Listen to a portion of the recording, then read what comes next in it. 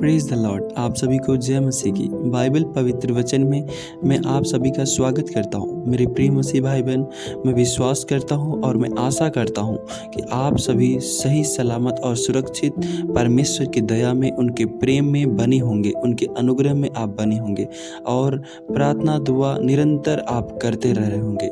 मेरे प्रिय मसीह भाई बहन, आज वो मुश्किल समय में चिंता से बाहर आने के तीसरे पार्ट यानी आप थंबनेल में देख रहे हैं, जो वो तीसरा पार्ट है, उन वचनों को आज मैं आपके लिए लेकर आया हूं और वो वचन मैं आपको बताने जा रहा हूं।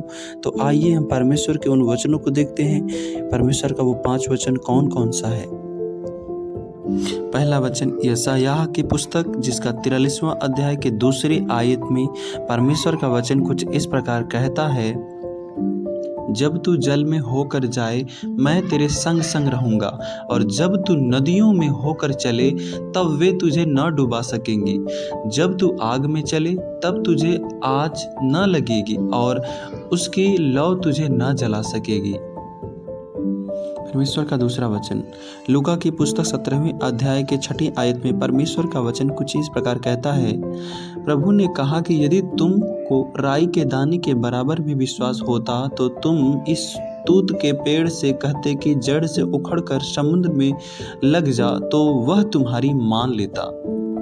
तीसरा वचन क्या कहता है। इब्रानियों की पुस्तक जिसका 11वां अध्याय के पहले आयत में परमेश्वर का वचन कुछ इस प्रकार कहता है, अब विश्वास आशा की हुई वस्तुओं का निश्चय और अनदेखी वस्तुओं का प्रमाण है। चौथा वचन रोमियो की पुस्तक जिसका 10वां अध्याय के 18वीं आयत में परमेश्वर का वचन कुछ इस प्रकार कहता है, परंतु मैं कहता हूँ क्या उन्होंने नहीं सुना? सुना तो सही, क्योंकि लिखा है कि उनके स्वर सारी पृथ्वी पर और उनके वचन जगत की छोर तक पहुँच गए हैं। 5वां वचन मरकुस की किताब के 9वें अध्याय के 23वीं आयत में परमेश्वर का वचन कुछ इस प्रकार कहता है, यीशु ने उससे कहा, यदि तू कर सकता है यह क्या बात है? विश्वास करने वाले के लिए सब कुछ हो सकता है। आप सभी का धन्यवाद मेरे प्यारे मसीह भाई बहन, इस वचन को सुनने के लिए। परमेश्वर आपको इन वचनों को सुनने के द्वारा प्रभु आप सबको ढेर सारी आशीष दे।